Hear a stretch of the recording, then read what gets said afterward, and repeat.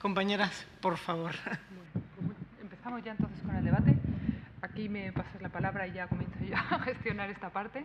Ha sido excelente tu introducción a todo esto que nosotros vamos a hablar ahora, que no sé hasta qué punto nosotros vamos a ser capaces de, no sé, un poco de resolver el problema que tenemos dando ejemplos muy concretos. Creo que más bien tenemos ideas sobre lo que puede funcionar, ideas sobre lo que no está funcionando y hay que resolver. Y a partir de ahí pues vamos a empezar a trabajar. Bueno, una de las cosas que queríamos hablar en este panel en concreto tenía que ver con las cadenas de valor y otra tenía que ver, muy parecida a esta, muy relacionada con el cómo, ¿no? La transición justa, transición energética justa. Hemos hablado mucho de ella, hemos visto muchos asuntos importantes, formación, diálogo, acceso, etcétera, pero no hemos hablado tanto del cómo y entonces cómo la ponemos en práctica. Entonces aquí pues yo primero te quería preguntar a ti, a Zahara, trabajas en Enel, Green Power, yo como le decía cuando la conocí, los buenos dentro de Enel, y tenéis un montón de experiencia en toda América Latina sobre desarrollo de todo tipo de energías renovables. Entonces quería saber un poco cuál es vuestro punto de vista, qué es lo que funciona, ¿no? Para que una empresa como la vuestra decida invertir en renovables y decida que no es tan interesante invertir en otra cosa. Si son criterios económicos únicamente, otro tipo de criterios, y si te puedes referir al tema de las cadenas de valor en concreto. Bueno, buenas tardes para todos y muchas gracias por esta invitación. Para los que no conozcan el Grupo Enel, una súper breve introducción. El Grupo Enel es una de las mayores utilities a escala mundial en generación, distribución y transporte de energía. Tenemos pues una presencia en más de 40 países en todo el mundo y con una matriz energética que nosotros llamamos bastante diversificada tecnológica y geográficamente. Cuando digo tecnológicamente es que tenemos una capacidad instalada cercana a los 100.000 megavatios en estos 40 países que les decía, y de esos casi 100.000 megavatios, un poquito menos, 90.000, aproximadamente 36 proceden de fuentes renovables y el resto es lo que nosotros llamamos combustibles, fuentes convencionales de energía, ¿no? Combustibles fósiles.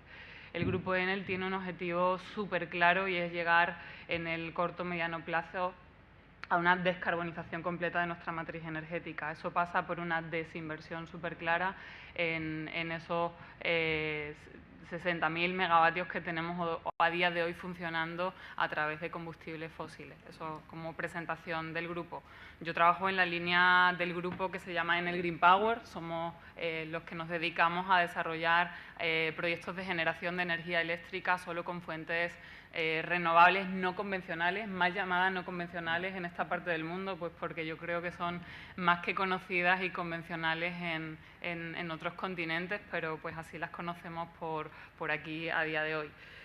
Sí que creo que es importante pues dar una definición de lo que para el Grupo Enel es una transición energética justa, ¿no? Nosotros creemos que esta transición consiste pues en un movimiento hacia una sociedad ojalá 100% libre de emisiones de carbono, donde podamos alcanzar un equilibrio entre los beneficios ambientales, por supuesto, beneficios económicos y también beneficios humanos o sociales. Para nosotros es un concepto muy dinámico, es un concepto que se tiene que adaptar a cada una de las sociedades y a cada uno de los países en función de cuáles sean sus necesidades. Pero lo que sí creemos que lleva implícito lo que se denomina una creación de valor compartido, ¿no? El CSV o creación de valor compartido pues es un concepto que dentro del Grupo Enel forma parte de todo nuestro proceso de desarrollo, construcción y operación y mantenimiento de nuestros proyectos. ¿En qué consiste una creación de valor compartido? Al final creemos que se trata de identificar oportunidades de negocio que puedan solventar o solucionar problemas de las comunidades donde vamos a desarrollar nuestros proyectos, siempre alcanzando una autosostenibilidad, ¿no? O un equilibrio, por así decirlo, económico, ambiental y social. Para nosotros es claro, ¿no?, que las renovables van a jugar un papel fundamental en esta transición energética, que parte, como se decía en el panel de esta mañana, ¿no?, pues creemos por un cambio fundamental, un cambio cultural, pero sobre todo un cambio en lo que va a ser la forma de generar y consumir la energía.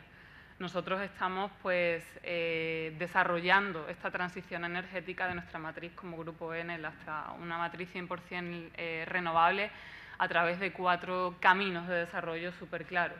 El primero de ellos es, evidentemente, desarrollo de proyectos de energía renovable no convencional, pero ojalá de una manera más descentralizada. ¿Eso qué significa? Eso quiere decir que tenemos que generar energía mucho más cerca de donde se consume esa energía. Para nosotros es un tema principal y prioritario. En segundo lugar, y no es casual que el incremento de la demanda que se prevé de aquí al 2050 sea solo de un 4%. ¿Por qué? Pues porque creemos que hay que potenciar la eficiencia energética y va a ser una clave de esa transición energética. En tercer lugar, las energías renovables se generan pues, cuando hay recursos, donde hay viento, cuando hay sol, donde hay biomasa, cuando hay calor que podamos aprovechar debajo de la tierra. Eso a veces pues, no está sintonizado con la curva de demanda de un determinado país. Entonces tenemos que invertir y contribuir a que se desarrollen todas las tecnologías de almacenamiento de energía. Para nosotros es otro tercer pilar o camino muy clave de desarrollo de este sector. Y en cuarto lugar, lo que en el grupo Enel llamamos una digitalización, por así decirlo, que consiste pues, en modernizar todo lo que van a ser las redes de distribución y transporte de energía y sobre todo tener una mayor trazabilidad del consumo, ¿no? Y estar mucho más de la mano generación-demanda, ¿no? Ponerlas mucho más de la mano. Para nosotros pues, hay una serie de oportunidades y desafíos súper claros, muy relacionados y muy vinculados a esta transición energética justa. La principal oportunidad pues, es una mayor creación de empleo neto en los sectores que a día de hoy son los mayores generadores de empleo, el sector agrícola, por así decirlo, el sector de transporte y el sector de la construcción. Tenemos que contribuir a que esa generación de empleo sea empleo de cada vez más calidad y ahora pues más adelante supongo que entraremos también en qué tipo de empleo generan las renovables. Otra de las oportunidades que vemos que las renovables tienen en este proceso de transición es lo que denominamos una inclusión social. Al final, con las renovables podemos llegar a ofrecer energía en lo que hoy en día son zonas no interconectadas. Es muchísimo más fácil hacer una generación distribuida con energía solar, con biomasa o con eólica, si es que existen ese recurso en esas determinadas zonas, que llevar otro combustible fósil hacia zonas aisladas. Evidentemente hay para nosotros un par de desafíos muy claros que entiendo que el objeto de este simposio pues, es tratar de dar soluciones.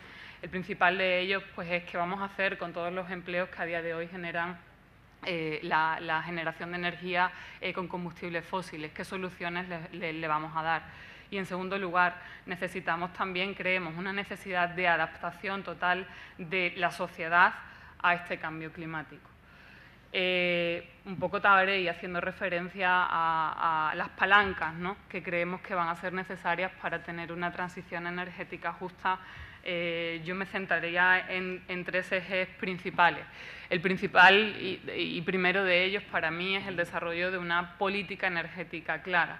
Cuando decimos que queremos una transición justa, ¿es una transición hacia qué? O sea, ¿qué queremos? O sea, no todos los países tienen claros o han asumido todos los objetivos de desarrollo sostenible de una manera clara. O sea, cuando digo de una manera clara me refiero ¿qué quiere hacer Argentina en el corto, mediano y largo plazo? ¿Cómo quiere que esté compuesta su matriz energética? ¿Cuánta renovable quiere que tenga su matriz energética?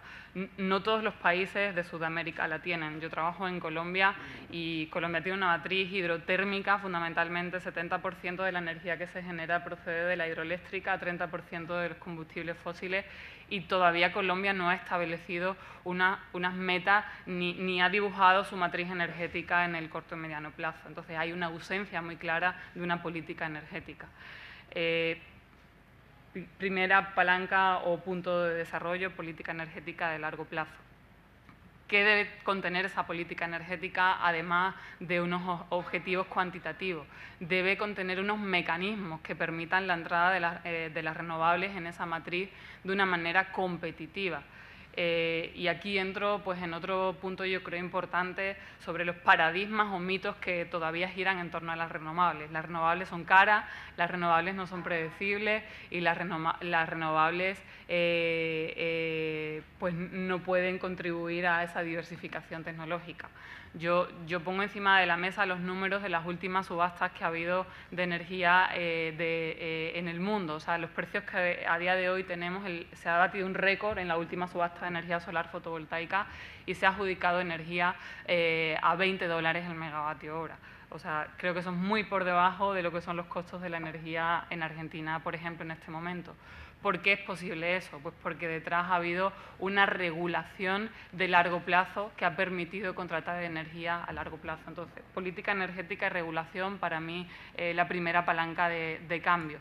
La segunda palanca de cambio es la formación, por supuesto. O sea, cómo vamos a conseguir generar empleo de calidad si las personas no son conscientes o no tienen las aptitudes y las habilidades pues, para trabajar en el sector de las energías renovables. O sea, tenemos que tener una política clara de formación que no pasa por cursos específicos, sino tiene que ser un cambio en el sistema educativo al final. Y en tercer lugar, y me callo, muy relacionado con el panel anterior, necesitamos una política fiscal que permita compartir los costos de esta transición energética entre los tres sectores principales de la sociedad, que son el Estado, las empresas privadas y el consumidor final. O sea, tiene que ser una política de costos compartidos. No sé si querías hacer alguna referencia al tema de las cadenas de valor. Una de las cuestiones que ha salido Una de las cuestiones que ha salido antes en el turno de palabras tenía que ver con el empleo y entonces con este asunto sobre que Argentina o cualquier otro país puede decidir aumentar un montón el porcentaje que tiene de fotovoltaica, pero eso supondrá crear empleo verde en realidad en China porque la manufactura de los módulos solares viene de allí. Entonces, hay todo, o sea, desde la empresa energética se está trabajando mucho en localizar esa cadena de valor. No sé si querías hacer alguna contribución ahora o sí.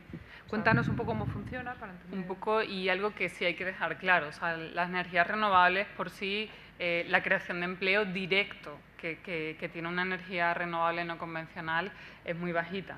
O sea, al final no olvidemos cuáles son las ventajas de las renovables. Aparte de los costos competitivos, son proyectos con un time to EBITDA, ¿no? O sea, un tiempo de retorno muy cortito. Un proyecto de energía solar fotovoltaica se desarrolla en un año, se construye en otro año y está en operación en el año tercero. Entonces, durante toda la fase de construcción, sí, un proyecto de 90 megavatios puede alcanzar picos de construcción de a lo mejor 400 personas, pero es durante un periodo muy cortito, ¿no? Entonces, quiero dejar eso claro. Después lo que es la fase de operación y mantenimiento tampoco es que genere cupos de empleos altos. O sea, una planta solar fotovoltaica de 100 megavatios se opera con 5 puestos de trabajo, ¿no? Entonces, el reto, creemos, para nuestro sector es precisamente lo que decía al principio, esa creación de valor compartido. O sea, al final nosotros como empresa privada, yo voy a estar durante mínimo 30 años en un entorno, en una comunidad. Yo tengo que contribuir al desarrollo socioeconómico de esa comunidad. O sea, tengo que identificar cuáles son las necesidades que tiene esa comunidad más allá de la energía. Y para nosotros esa es la clave de esa creación de valor compartido.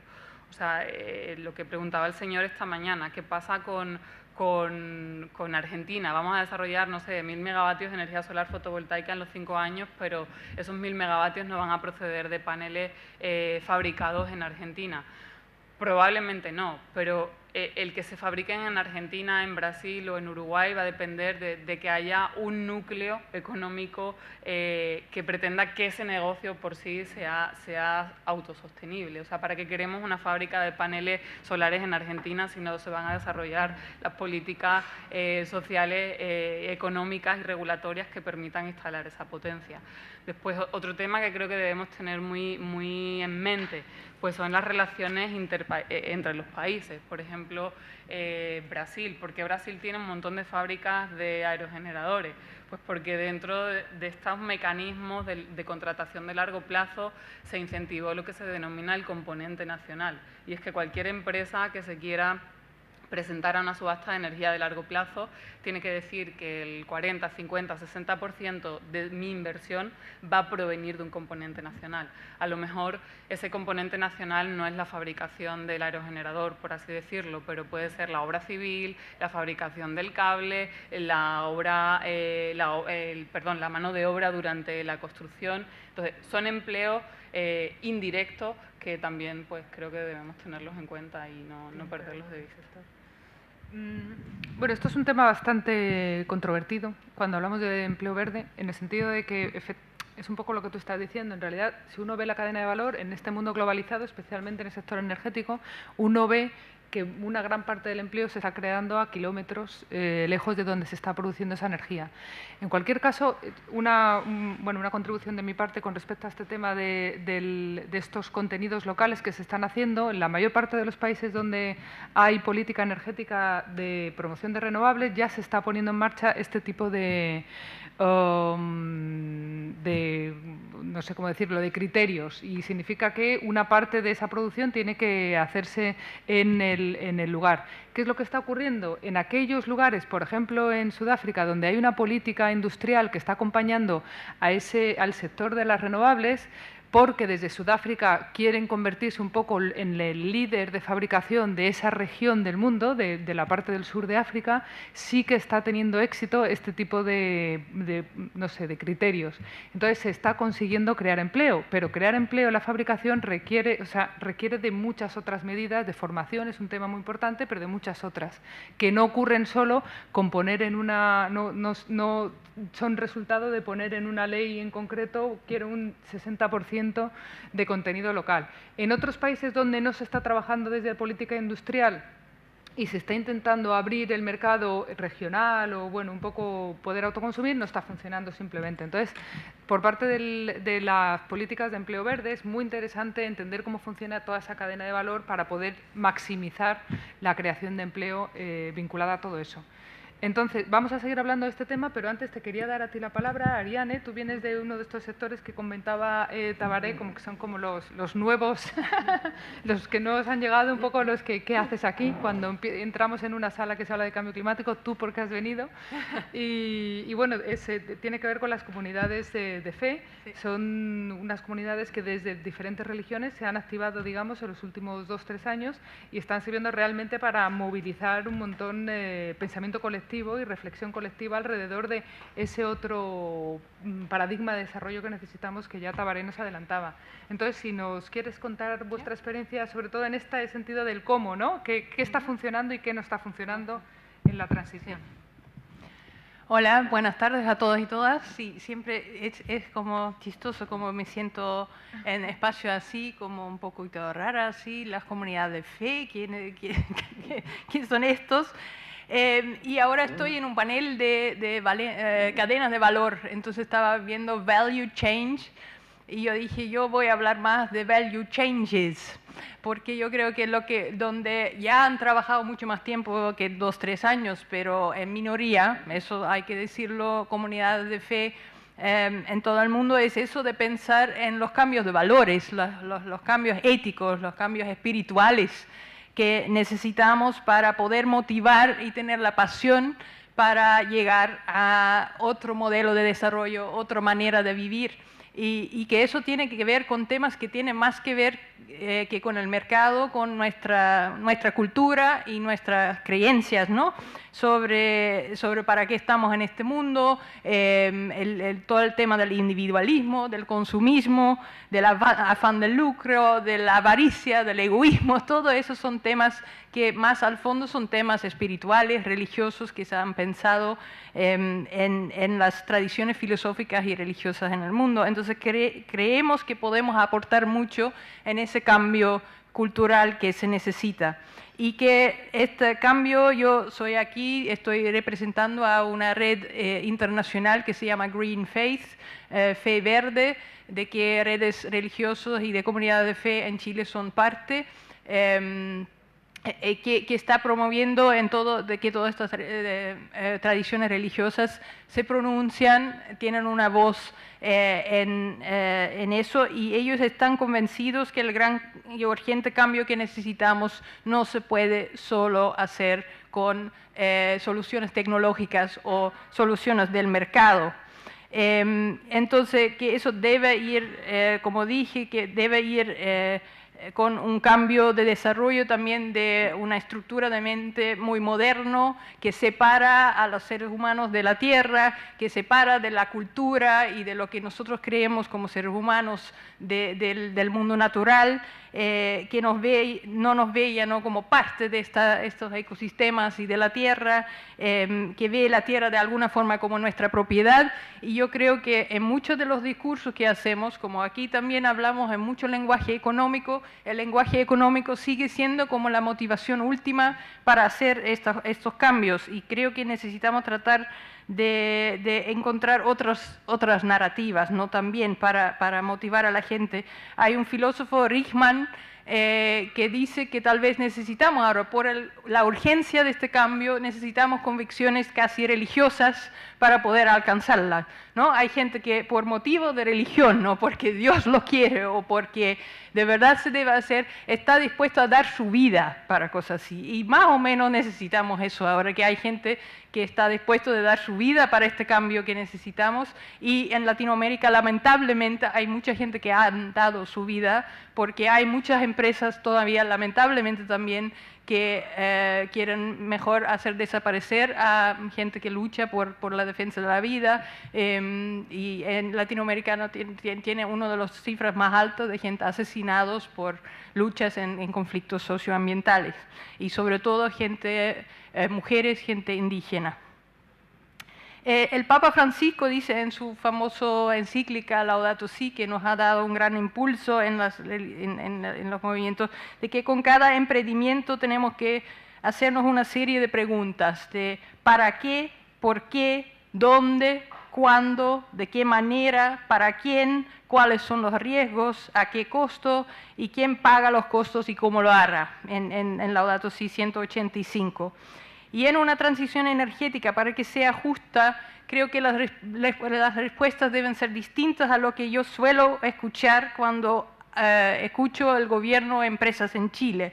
Entonces, ¿para qué necesitamos eso? Para que no tengamos cortes de luz, para que no necesitamos importar más energía de Argentina, para que ya no seamos tan dependientes del gas boliviano, para que la minería pueda seguir funcionando, para que nuestra economía siga competitiva. ¿Y por qué? Porque ahora tienen un buen precio las energías renovables, porque hay apoyo financiero de Alemania, porque los países del OCDE lo piden.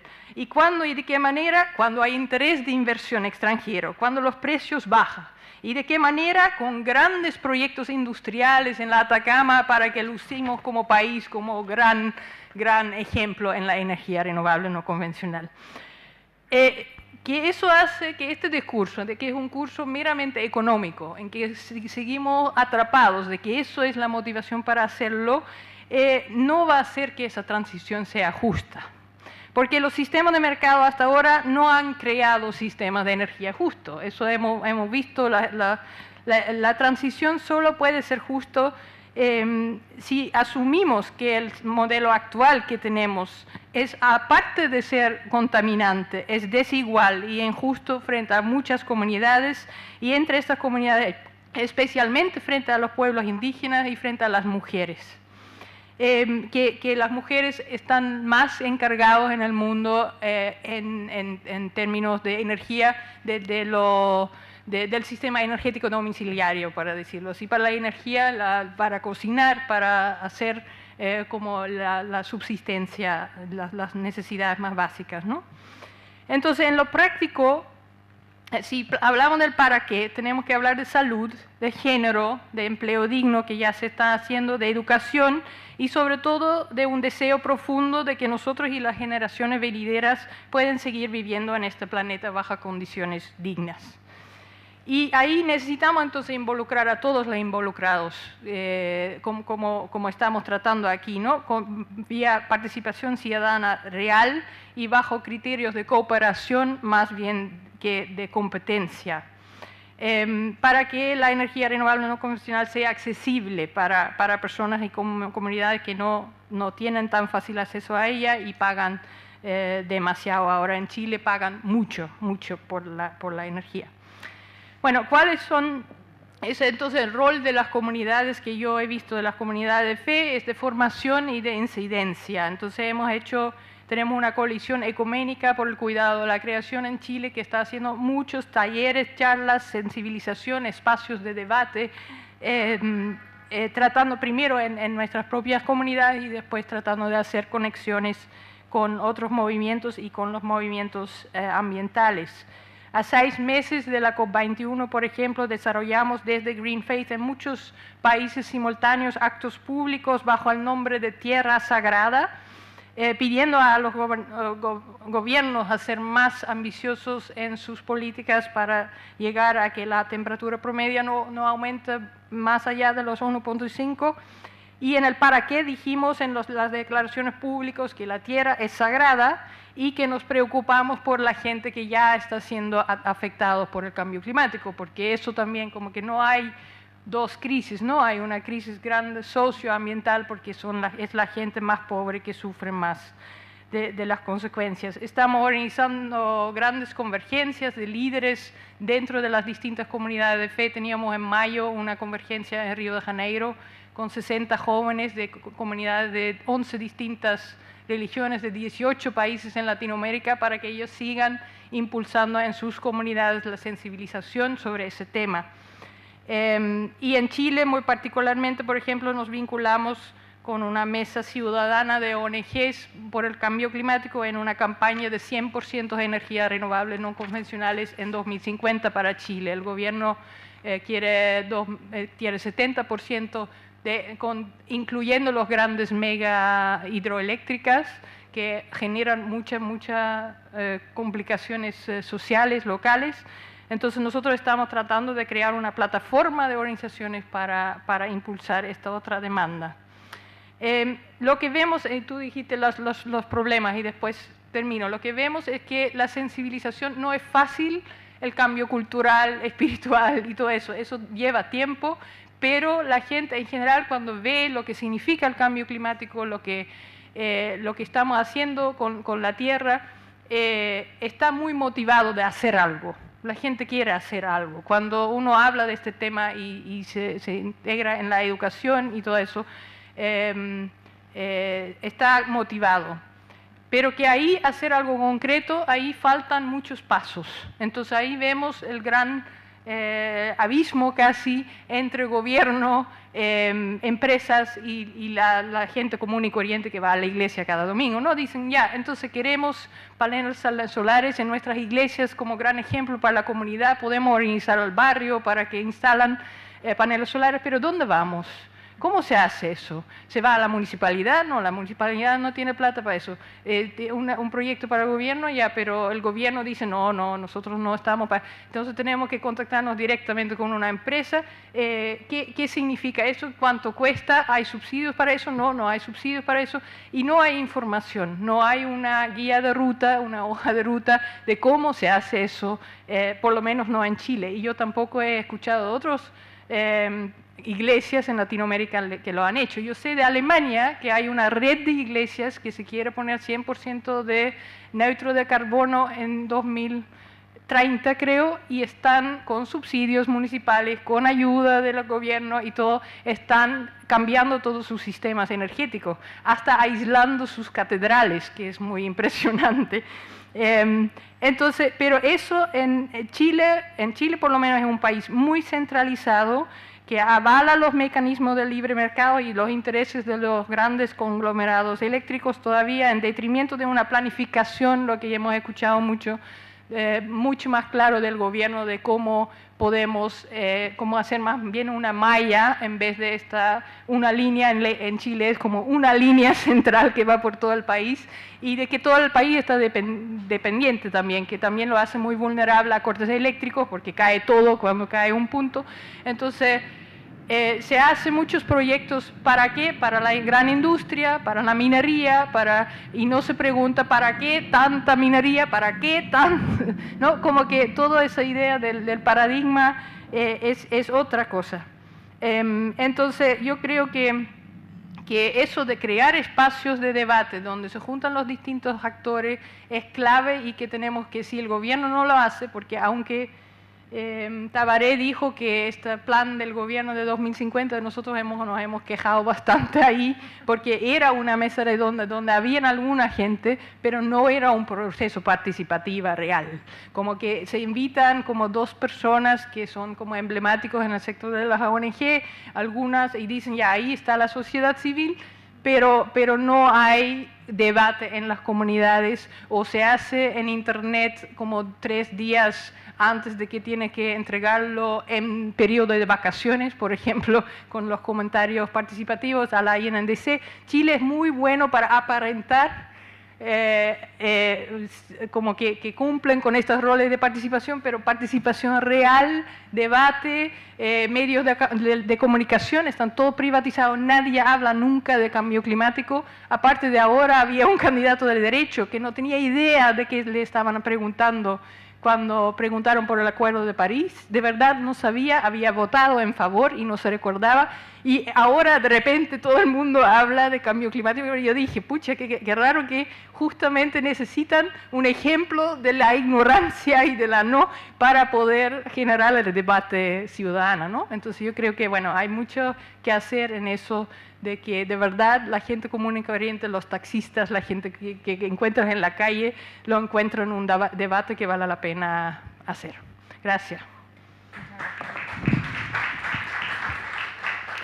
Pues es muy interesante esto que estabas diciendo sobre la falta de información, porque ahora estamos hablando de energía, pero si estuviéramos hablando de otro tema, como puede ser alimentación sostenible, como puede ser de construcción eficiente o como puede ser de cualquier otro tema, ocurre exactamente lo mismo. Entonces, si tú hablas, por ejemplo, con la comunidad educativa y tú quieres acercar a las familias, a los niños, a los jóvenes, a las universidades, un poco este tipo de soluciones prácticas, es súper difícil. Y entonces, si uno quiere tener su red, tú formas parte de la Asociación de Padres y Madres de Alumnos, eres un director de un colegio y quieres tener un colegio eco o verde, o puedes hacer lo que tú puedas por poner tu grano de arena, te pasa un poco lo mismo. De repente tienes que estudiar un máster, tú como director o como profesor, para poder hacer algo, ¿no? O como parte de tu comunidad.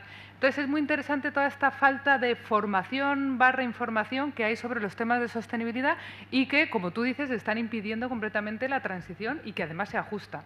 Una de las cosas, voy a abrir ahora el turno de palabra para vosotros, pero antes quería haceros una pregunta a vosotras.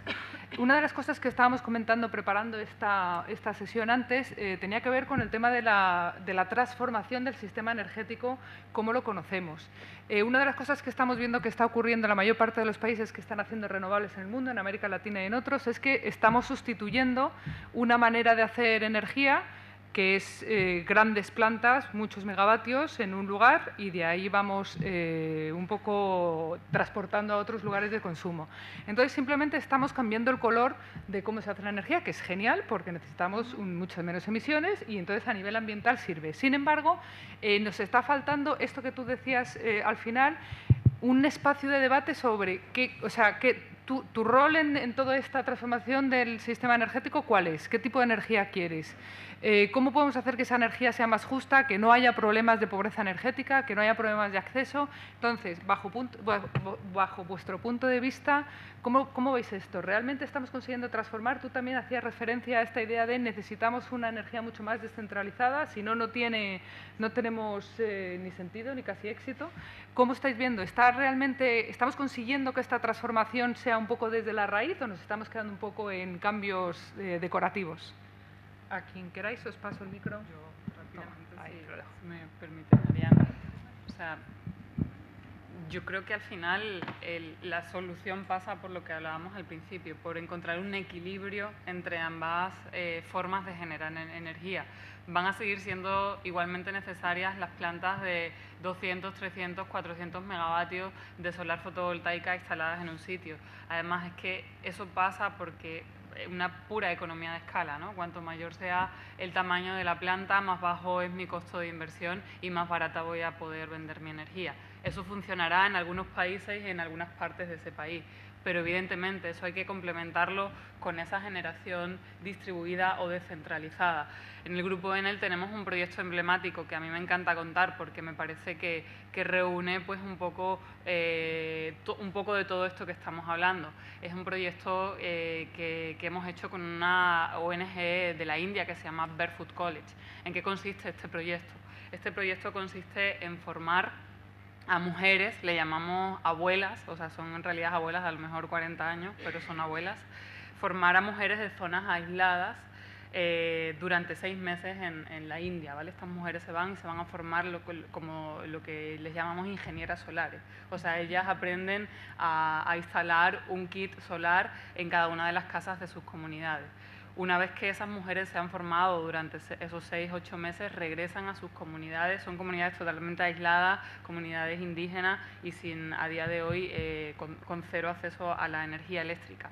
Ellas son las responsables de instalar en todas y cada una de las casas de su comunidad ese panel solar que le da, bueno, pues para un determinado de horas de luz y tiene un backup, un respaldo con una pequeña batería.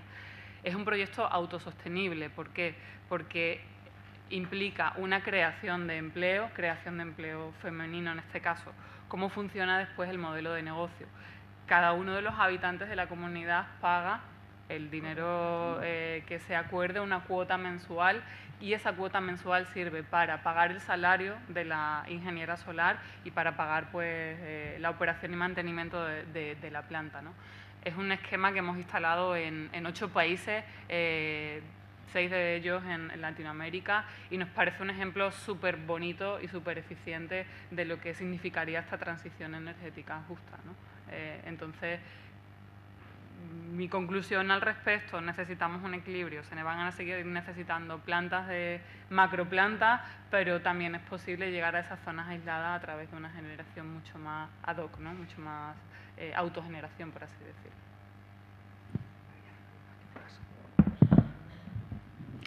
Sí, estoy muy de acuerdo contigo que yo creo que ahora hay un desbalance.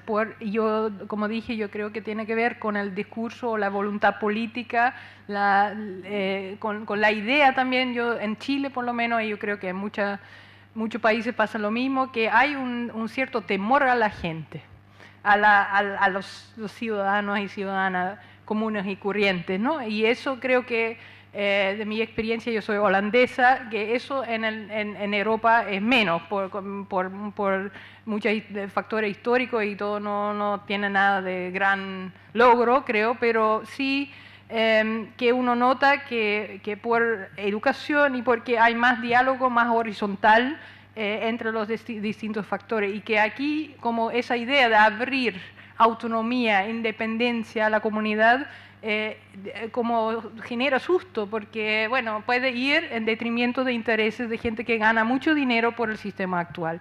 Y yo creo que eso hay que decirlo también, como que la concentración de riqueza de los grandes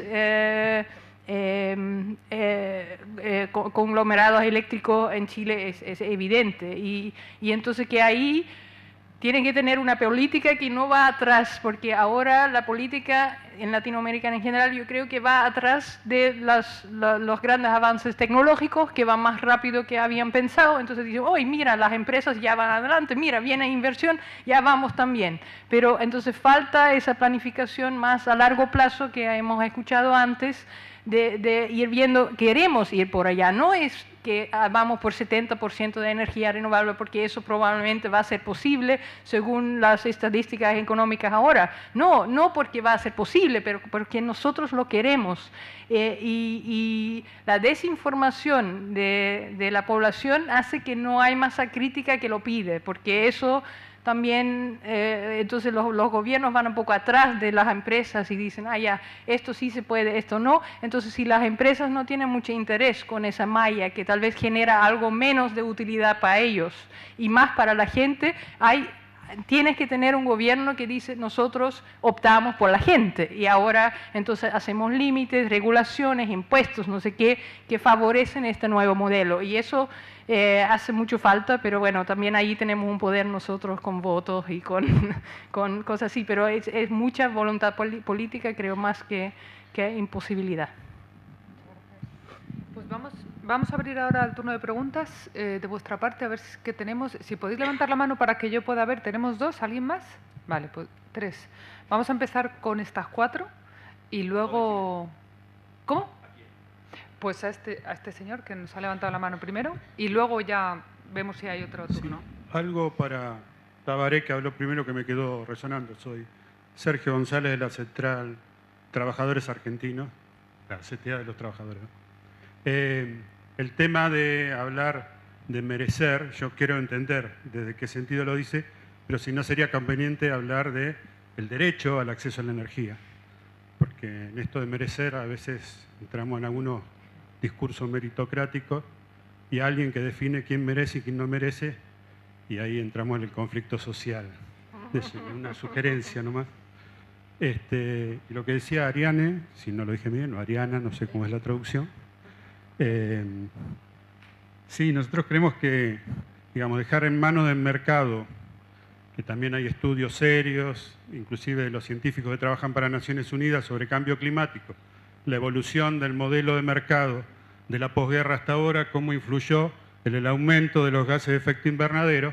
Si dejamos en el mismo mercado la solución que produjo, del conflicto que produce, digamos, y nosotros colaborando desde el consumo, pensé que vamos a estar complicados, que ahí hay que intervenir desde la política, ¿no? Desde las definiciones políticas que no tienen que estar regidas por el mercado, que ya hemos sufrido, por lo menos acá en la Argentina, tenemos criterio de eso. Así que, y voy a un ejemplo de las empresas. Yo vengo de la Patagonia, soy docente, hay colegios rurales en pequeños parajes a no más de 20 kilómetros de hidroeléctrica que se manejan con 10, 12 personas para el mantenimiento y son padrinos de esas escuelas y no tienen luz. Queman gasoil para tener luz un periodo muy corto del día y para que le afeccionarse, porque quienes lo apadrinan y tienen una buena entrada económica no pueden poner 20 metros de cable, 20 kilómetros, perdón. Entonces, digamos, dejar en el mercado esas soluciones va a dejar seguro de lado eso que decían hoy a la mañana de todos los que vivimos en la periferia de las grandes ciudades. No tenemos poder de consumo para hacer que el mercado llegue a traer soluciones a esos lugares. Así que parece que un poco más global eso. Y bueno, la pregunta era si no es conveniente esto de ponerlo en términos de derecho, como el agua, como la educación, para que no sean bienes de mercado, ¿no? Muchas gracias. Vamos a tomar varias preguntas y luego os doy la palabra y podéis contestar. ¿Tenemos aquí a esta señora?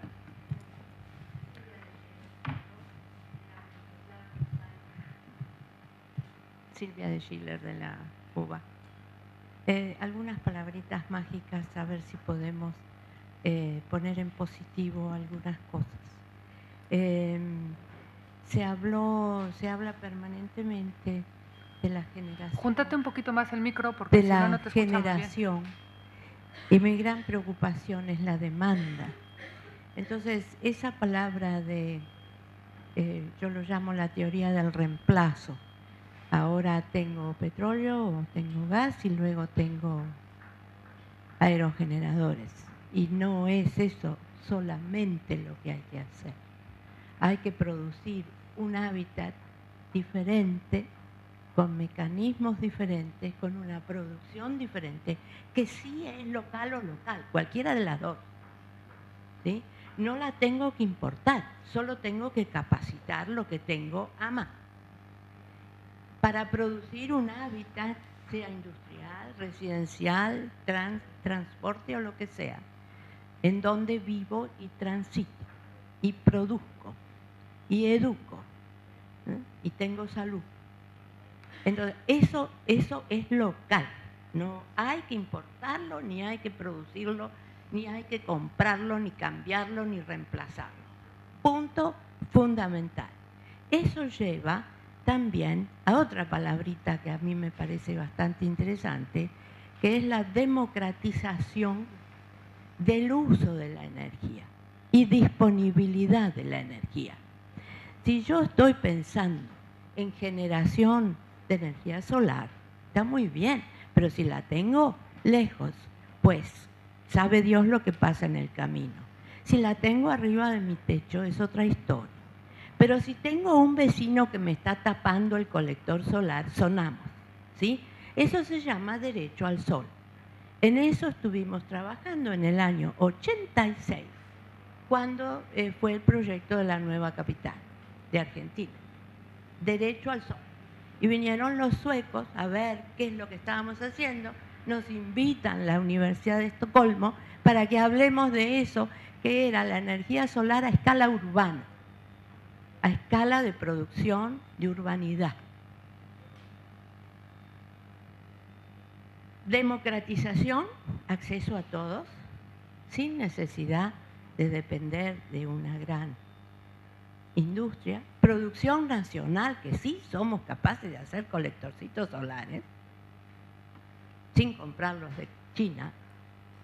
Claro que valen 3 veces menos y ya dejamos de producir nosotros. ¿Para qué? Uruguay, que es así de pequeñito, tiene más producción de colectores solares que Argentina. Brasil no dejó entrar a los colectores chinos, pero produjo colectores brasileros. ¿Qué estamos haciendo? Y es local, ¿sí? No sé, lo digo con mucho... Sí, son 32 y pico de años en la Universidad de Buenos Aires, cuando empezamos a hablar de esto en el año 84, después del periodo militar, cuando se reorganiza la universidad. Y yo creo que esto finalmente está por explotar, porque hay que hacer ahora nuevamente políticas energéticas en las universidades. No hay materias obligatorias en ninguna universidad de Argentina sobre energía. Todas son opcionales. Eficiencia. Ni renovables. Nos ha tocado hacer un relevamiento y esa fue una triste conclusión. Entonces, como son optativas, ahora Ministerio de Energía está solicitando precisamente a ver qué diablos hacen ustedes en las currículas universitarias. O sea, hay tanto por hacer que, Dios mío, no sé. No hay tiempo. Bueno, pero no durmamos, ni pensemos en una nueva dependencia. Porque los primeros que han empezado a trabajar en renovables fueron las petroleras. Pero no ahora. Bueno, vamos a dejar... ¿Usted también tenía una pregunta? Sí, yo tengo una inquietud. Si no, un poco cortita porque tenemos un par de... Es muy cortito. Estoy preocupado por el empleo y la diferencia entre cantidad y calidad. O sea, según entiendo yo, digamos, la sugerencia de que uno puede tener empleo local es para hacer los caminos, es para hacer los cimientos de los apoyos de los fotovoltaicos, pero al final del proyecto no hay una capacidad local que permite replicar la experiencia, porque uno al final de la experiencia es igualmente dependiente de la tecnología, de la financiación, que cuando uno empieza el proyecto. Uno tiene la energía renovable, pero evidentemente esto tiene un costo. Muchas gracias. Tenemos un par de preguntas más, pero no, bueno, igual vamos a ver cómo son y ya os doy la palabra, va a ser un poco largo. Cortitas, por favor, las intervenciones, si podéis. Así, esta última. No sé si voy a poder. Bueno, lo intentamos en cualquier caso. Digo a todos, tengo 82 años. Aquí, en Argentina, hace 30 años fundé a Prodeco, Asociación de Promoción de Comunidades Agroindustriales Ecológicas. Fundamos 4 comunidades, no pudimos progresar. porque no nos entendieron, porque no hubo apoyo a las cooperativas. La cooperativa de Campo de Herrera cumple 50 años ese año. Esa cooperativa fue hecha por 117 familias de cañeros analfabetos, prácticamente primer grado. El INTA de Famayá, el ingeniero West, el ingeniero Saraceno y el ingeniero Domínguez fueron quienes desarrollaron esa comunidad que es autosuficiente totalmente y trabaja las cañas y hoy en día exporta limón, exporta frutilla al mundo. Esa gente hoy en día es una población de 2.900. Pero la Argentina hizo un progreso al revés.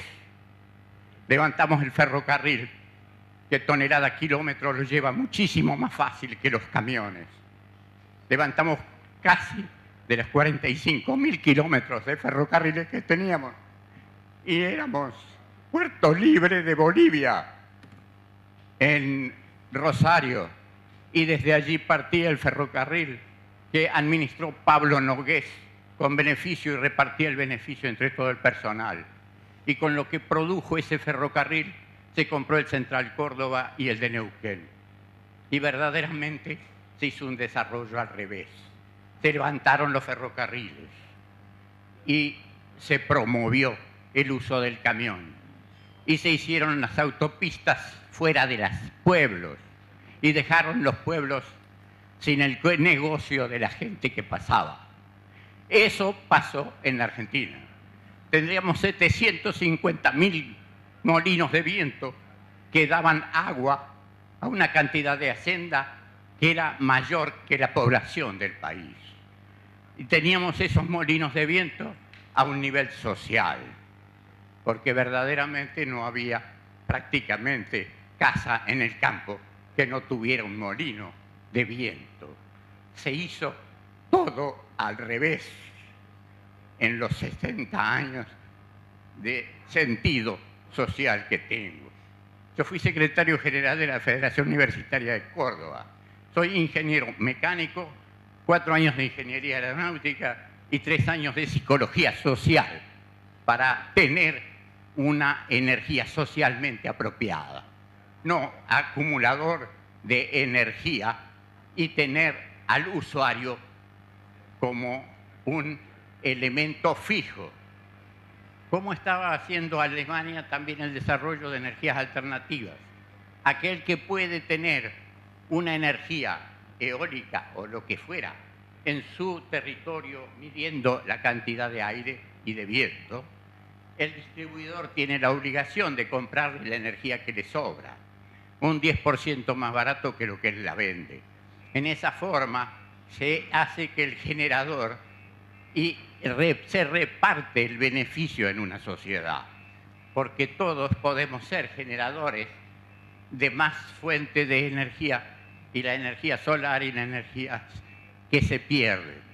No existe una forma más irracional que el motor de combustión interna. Yo trabajé en experimental de ICA y fabriqué bancos de prueba para ensayo de motores en Argentina también, entre las cosas. Fui 6 años quintero. También trabajé el campo y considero que es indispensable generar comunidades agroindustriales ecológicas distribuidas en nuestro país. Tenemos una cantidad de dinero gastado en transporte de comida, una cantidad de dinero gastado en forma de transformar el elemento alimento.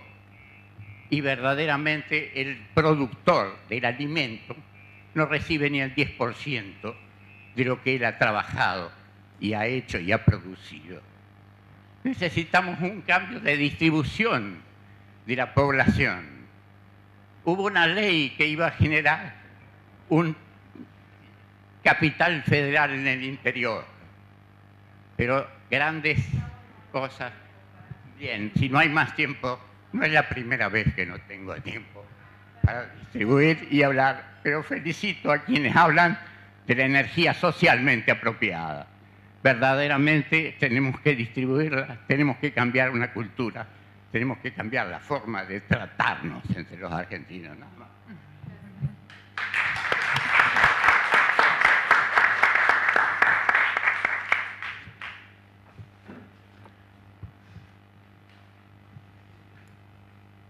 ¿Qué tal? Una pregunta para Sara.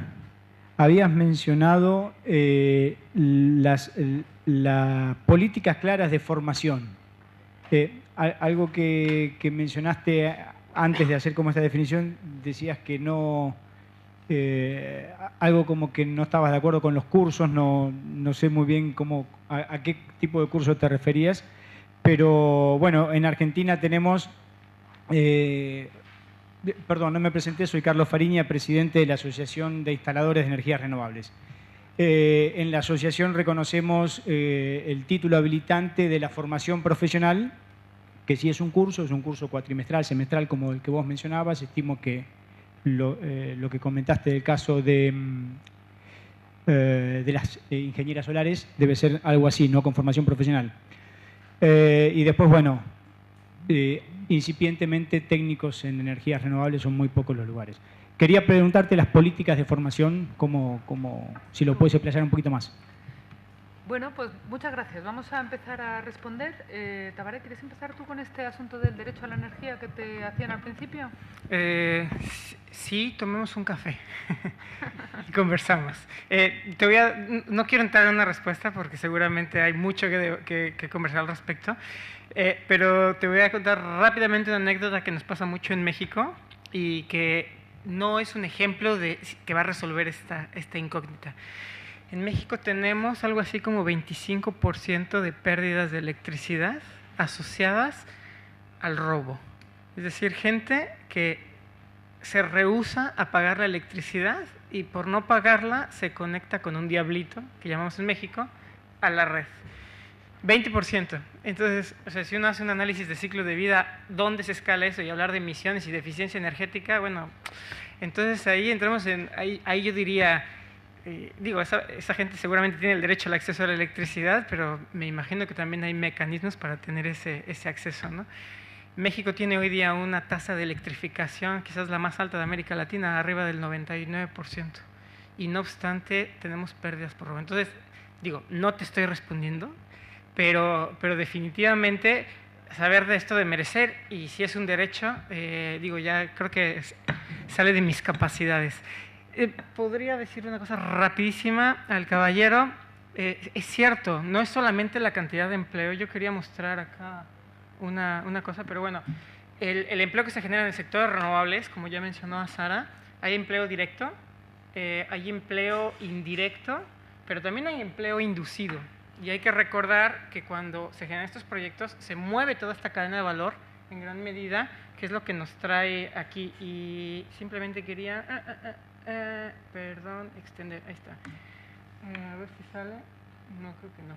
Pero bueno, hay una infinidad de empleos que se generan en las diferentes tecnologías a nivel de gestión de proyectos, de operación y mantenimiento, de financiamiento, de comercialización, más allá de solamente las instalaciones y todo eso. Perdón, acaparé. Si puedo y terminamos la pregunta del señor. O sea, yo creo que asociamos también la propia construcción de un proyecto de energía solar o eólica con empleo de baja calidad. Yo creo que ahí estamos equivocados. O sea, nosotros muchas veces no encontramos un buen ingeniero que me diseñe bien un proyecto de caminos, un proyecto de acceso, una fundación. Entonces, eso en la propia parte de construcción no lo hay. Para mí, y eso es un empleo de calidad, ¿no? Encontrar un buen ingeniero que sepa identificar dónde está el potencial eólico, dónde está el potencial solar, eso también es trabajo directo, directamente vinculado con un proyecto solar fotovoltaico, un proyecto eólico, ¿no? Entonces, yo creo que es otro de los mitos, que las energías renovables generan empleo de baja calidad. Mentira. O sea, se necesita personal muy cualificado para desarrollar, construir y operar un proyecto de energía solar fotovoltaica, eólica, hidráulica, geotérmica. No sé si quieres enganchar. Engancho eso con su última pregunta, ¿no? Y cuando yo decía que la formación en general en renovables ha sido muy atomizada, ¿no? hacer una formación nueva, ¿no? O sea, no hay una carrera, o muy pocos países o muy pocos sistemas educativos tienen una carrera de formación en desarrollo de energía renovable. Hay másters, hay cursos especializados de montaje, pero no hay una política formativa clara que englobe eso, identificación de potenciales, construcción de proyectos, políticas energéticas. No hay, son cursos y formaciones muy atomizadas, pero no hay una carrera, una formación que englobe todo lo que se necesita para desarrollar este tipo de proyectos. A eso me refería. Yo también quería añadir un tema sobre este asunto de la formación, y es que para hacer energías renovables o cualquier otro tema relacionado con la transición o con la sustentabilidad, en realidad uno necesita introducir todos estos temas en todas y cada una de las carreras y en todos y cada uno de los cursos de formación. Quiero decir, los economistas necesitan entender cuál es el rol de los ecosistemas y del capital natural, como algunos llaman, en la matriz económica de un país, y eso no ocurre. Lo normal es que, como decía la señora, tengan alguna asignatura optativa en el mejor de los casos. Estamos en la Facultad de Derecho y una de las cosas que no ocurren es saber sobre derecho ambiental. Entonces, hay un montón de egresados cada año que no conocen las leyes ambientales, entonces es muy difícil que un país, tú puedas esperar que un país tenga profesionales que puedan defender un poco toda la normativa ambiental si no has formado en ello, pero puedes ir a cada una de las carreras y de las formaciones que tenemos en todo. O sea, por ejemplo, medicina, que uno puede pensar que no tiene nada que ver con este tema, está súper vinculado. Un médico tiene que entender cuál es la relación entre la comida, el alimento que toma y cómo eso afecta a su cuerpo y cómo uno puede curarse de unas maneras un poco más naturales de las que estamos haciendo ahora para poder realmente cambiar el sistema. Entonces, bueno, para mí el tema de la formación, estamos trabajando también desde el mundo del trabajo mucho en ese tema, porque es como el comienzo del árbol, ¿no? que tiene que florecer. Y el comienzo, lo normal en casi todos los países del mundo es que ese comienzo no se haya dado.